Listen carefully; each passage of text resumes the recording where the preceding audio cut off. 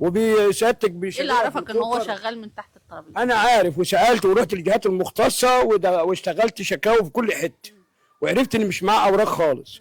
وطلعنا حضرتك قبل كده مره في الجورنان، وطلعنا قبل كده في التلفزيون، والساده المسؤولين يعرفوا، وده عمليه قضيه راي عام.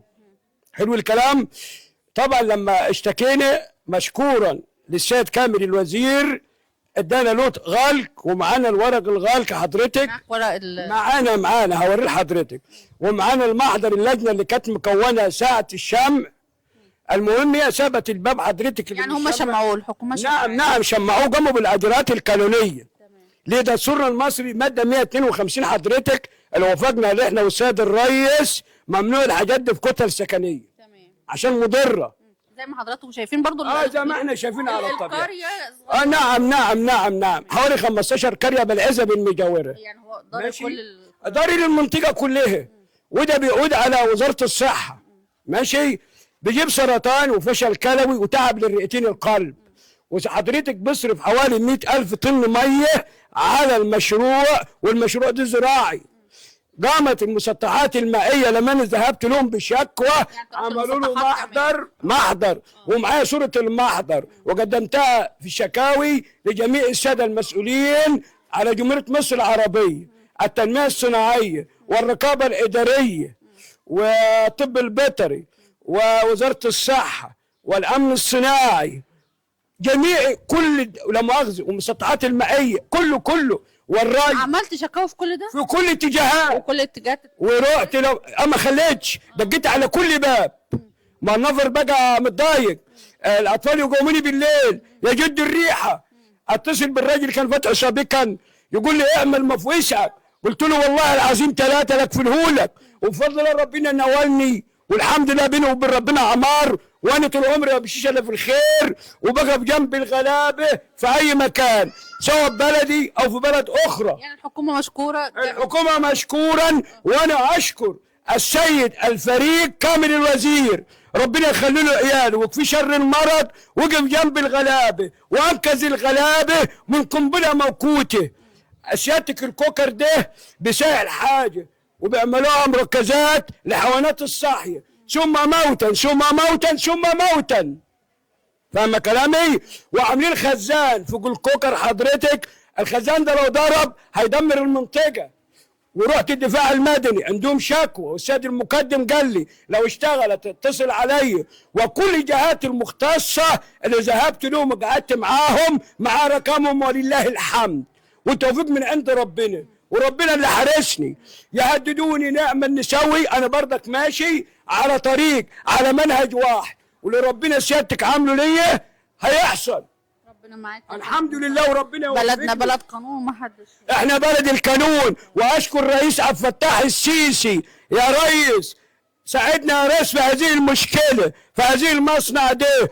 والسيد الوزير الصناعه الجديد حاطط 6 حاجات ممنوع عنهم الحظ، واحنا من ضمن المشكله.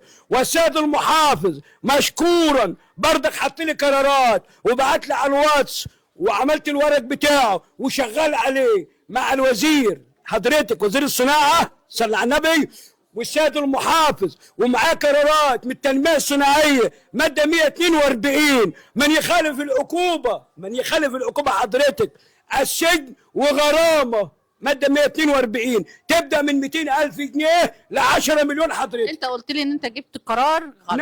نعم وتشمع معايا حضرتك. وتشمع المكان. ايه المشكله بقى؟ المشكله فتحت باب اخر، وراحت شايله سكينه الكهرباء عامله زي علي بابا، وراحت شايله السقف القديم وعملت سقف جديد. تحايل على القانون. نعم تتحايل على القانون. ما دي يعني ايه؟ سيب وانا سيب. انت كتبت بلاغ انا كتبت بلاغ، ونعمل صلح ونصطلح. ما هي دي شغله. انت فاهم كلامي؟ بس بفضل الله انا معايا ربنا، وبروح اي حته. واشكر الرئيس عبد الفتاح السيسي، يا ريس انا عايز اشوفك قبل ما اموت، انا داخل على 70 عام وطلبت من حضرتك عايز اشوفك واسلم عليك. يا ريس انت الكاريزما بتاعتك عاليه، ربنا يخليك لنا وما نحرمش منك يا ريس، ويخليك لمصر، وتحيا مصر تحيا مصر تحيا مصر. والسلام عليكم ورحمه الله وبركاته. معترف بحضرتك؟ دكتور عصام محمد السيد. دكتور عصام، ازي حضرتك؟ والله الحمد لله تمام. دايما بخير. عايزه اعرف المشكله ونوعها. كان الحاج عصام طبعا قال بعض التفاصيل، ولكن كان مندفع شويه لانه هو طبعا احنا واقفين الريحه مش مستحملينها، فطبعا احنا في مكان ضيق والسكان ليهم حقوق على بعض. فانا عايزه اعرف المكان ده انتم متضررين منه فيه؟ والله يا فندم المكان ده للاسف الشديد مخالف للقوانين والاشتراطات البيئيه، ولما اشتغل وحده المخلفات لم يراعي هذه الاشتراطات. طبعا لو اتكلمنا من الناحيه القانونيه، اولا عايز اقول ان مفيش اي خصومه بيننا وبين القائمين على الوحده دي او على المصنع ده. دول ناس مستثمرين، ولكن احنا بنطالب تطبيق القانون اللي بينه وبينه قانون. عند حضرتك الماده 53 من القانون 202 قانون اداره تنظيم المخلفات لسنه 25. ده صدر في الوقائع المصريه بعد عدد 273 في 3/12/2025. انا عايز اطبق القانون ده. القانون ده له اشتراطات مش هيقدروا يعملوها. سياده فريق كامل الوزير طلع القرار رقم 16 لسنه 2025 بحظر انشاء اي وحده مخلفات مجازر داخل الكتل السكنيه. وده قرار ناشئ بعد القانون. اللي انا عرفته ان هو خلاص اتشمع المكان. لا، هو دلوقتي بيحاولوا يرجعوه تاني، وراحوا للبيئه عشان يجيبوا ترخيص من البيئه ان هو صالح للعمل مره اخرى. واحنا بنحاول كناحيه وقائيه ان هو لما صدر القرار 1445 في 25/9/2025 بغلقه، خلي بالك من الحته دي، وتشميعه لحين تصحيح اوضاعه. احنا بقى بنتكلم حين تصحيح اوضاعه دي، المفروض ما يصحش اوضاعه. ليه؟ لانه في مكان سكني. بالظبط، لانه مكان سكني وفي ولا ضرر ينطبق عليه القانون. علاوه على ان في حاجه اسمها الاشتراطات البيئيه. ليه؟ زي ايه بقى؟ اول حاجه الانشطه المشابهه، ما فيش جنبه اي مصنع ولا اي حاجه. رقم 2 اتجاه الريح. لو هو في اتجاه لوحده مثلا، اتجاه الريح ممكن نقوله بعيد عن السكان، لكن هو اتجاه الريح سواء في اي اتجاه بيجيبنا احنا برضه. رقم 3 الانشطه غير الصرف الصناعي. النهارده في قدامه مصرف بيرد ارض زراعيه، المخلفات دي لها صرف مخلفات، صرف صناعي، ده بيصرف فيه، ودي في منتهى الخطوره. فالموضوع ده للاسف الشديد غير مطابق للقانون ولا الاشتراطات ولا اي حاجه.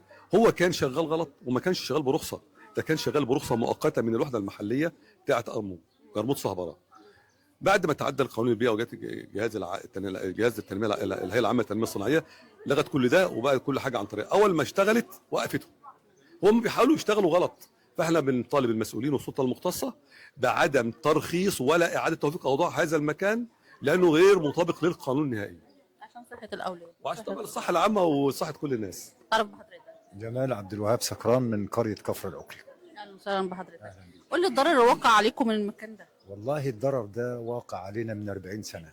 احنا طبعا بالنسبة لنا تحت الريح، يعني يعتبر وحدة المخلفات دي بحري. فأنا أول المتضررين قرية كفر العقلي، وعندي منزل بيبعد أو منازل بتبعد عن الوحدة دي حوالي 200 متر. الريحة دي حضرتك لا تتخيليها، لأن هم بيجمعوا فيها كل ما يخطر على بال حضرتك من الجيف ولا آخره. ومش بس كده، ده بيبداوا يصنعوها كعلف للفراخ. الماده اللي متصنع منها العلف بتاع الفراخ ديت انا ما طيقش ريحتها. انا عندي حوالي واحنا بناكل عيد. نعم، واحنا بناكل عيد. خش في تصنيع صحه العالم. اولادكم عامله ايه؟ صحه اهل مفيش البلد يا عامله فندم. ايه؟ البط الصغير، بط البلد الصغير ممنوع وجوده نهائي، لانه بينفق ليله ما بيفجس. يعني الاطفال نفسهم بيقوموا مفزوعين بالليل، مش قادر يتنفس، مش قادر ياخد ما نفسه. بنطيقش الريحه ساعه ما بيشتغل، بنقفل البيوت. بيشتغل امتى بقى؟ بيشغلوا دايما بالليل. لا، ايام ما كان شغال، لكن دلوقتي طبعا كانوا بيشغلوا بقى يعني انتوا جايبيننا دلوقتي علشان هو انتوا سمعتوا ان هو بيحاولوا بقى يشغلوه تاني ايوه يا فندم، بيحاولوا سرقة يفتحوا تاني. كده. وحدة المخلفات دي زي ما الدكتور عصام قال وزي ما الحاج سعيد قال، المفروض بتتنقل خارج الكتلة السكنية، لأن مش عشان أني مستثمر عشان أنفع نفسي بمليون أو 2 مليون أو 5 مليون أضر 15 قرية. حضرتك الوحدة ديت بتضر 15 قرية. ايه اللي عرفكم ان هو بيحاولوا يفتحوا تاني؟ عرفتوا ازاي؟ في ريحه برضو كده ما زالت. فتحوا باب صغير، فتحوا باب صغير في الباب الكبير، وبيحاولوا يشيلوا يعني هم السقف. فتحوا باب غير المتشم. ايوه، وبداوا يشتغلوا يحطوا سقف جديد، يغيروا السقف وحاجات من دي، فبيحاولوا يوفقوا الاوضاع. طبعا توفيق الاوضاع ده بيبقى على اساس حاجه هتضرنا، واحنا مش هنسكت، احنا هندننا زي ما احنا كده مره واثنين وعشرة. يمكن حضرتك بتسجلي معانا دلوقتي ل5 مره او 6 مرة. وارجو من حضرتك ان اللقاء اللي احنا بنتكلم فيه دهوت يذاع، لان مره واثنين وثلاثه، وللاسف الشديد نفس قناه السي بي سي، حضرتك قناه سي بي سي، لا في بلاش. قناه من القنوات جت صورت معانا وعملنا معاها مجهود خرافي على مدى يومين، وفي الاخر برضه برضه ضغوط والبرامج ما تتذاعش والحاجات دي، كل اللقاءات دي ما كانتش بتتذاع برضه من الايه، من الضغوطات اللي بيشوفوها انا عرفت ان انتوا طلعتوا على النيل دراما تقريبا. احنا عملنا حاجات، احنا بقالنا 40 سنه في الموال ده. حضرتك حصل انفجار من 5 سنين في المصنع دهوت، راح ضحيته ناس كتير، مات عمال فيه، عمال منه وعمال من الغلاية. وعمال من الغلايه من الهوابر اللي احنا واقفين فيها، ناس ماتت. وفي ناس ايدها اتقطعت من المصنع ده. فهذه الوحده المفروض لا توفق اوضاع ولا اي حاجه، الوحده دي مكانها خارج الكتله السكنيه مش داخل الكتله السكنيه. معاه دلوقتي اوراق رسميه، ماشي؟ دي كارت الرقابه الاداريه حضرتك اللي في مصر، ام الدنيا، ماشي؟ بعد منه دي صوره من الجرنان، بعد منها السقف الجديد اللي عملته، دي سقف حضرتك يا بيه، خلاص اوكي؟ وده من التنميه الصناعيه ماده 142، وريها له كده يا بيه، لا مؤاخذه، خليك زي ما انت. وده المحضر يوم الغلق، يوم الغلق اللجنه، وده من التنميه الصناعيه بالغلق، قرار الغلق، ماشي؟ غيره. وده محضر من وزاره الموارد، المسطحات المائيه، المسطحات المائيه عملوا محضر حضرتك، ماشي؟ تمام. وده من البيئه،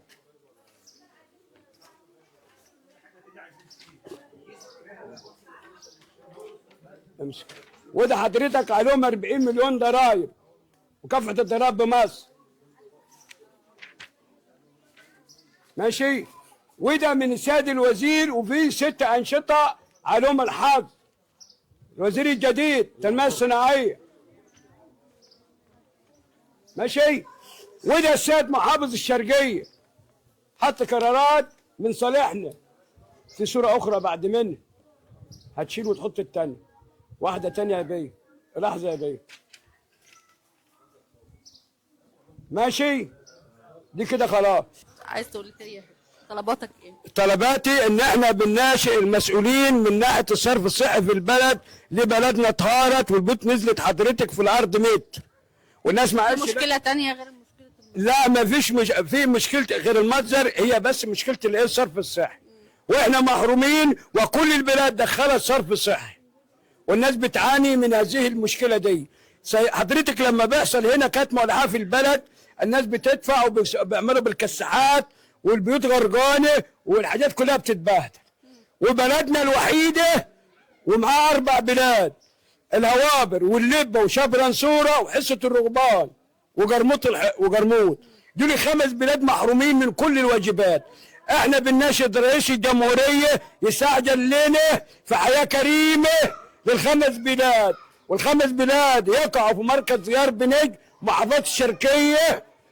يا سياده الرئيس امل معروف شيل موضوع حياه كريمه، احنا واجعين يا ريس، وعملنا فيك كبير جو يا ريس. موت برائحه المخلفات. طبعا اهالي ديار بنجم بالتحديد قريه الهوابر والقرى التابعه لها او المجاوره لها طبعا مستائين جدا من الريحه المنتشره ومن الاوبئه المنتشره ومن المخلفات اللي طالعه من المكان ده. كل طلبهم طبعا الحكومه استجابت ليهم، وطبعا المكان اتشمع، ولكن هم بيحسوا ان المكان هيتفتح تاني، ابتدت الريحه تظهر تاني، وابتدت الناس تدخل المكان تاني، وفتحوا ابواب من جديد. فهم كل طلبهم عايزين المكان ده ما يتفتحش تاني، خوفا على صحتهم، الصحه العامه وصحه اطفالهم. بكده انتهت حلقتنا النهارده، دمتم في رعايه الله وامنكم. معكم سميحه صلاح في حديث الشارع.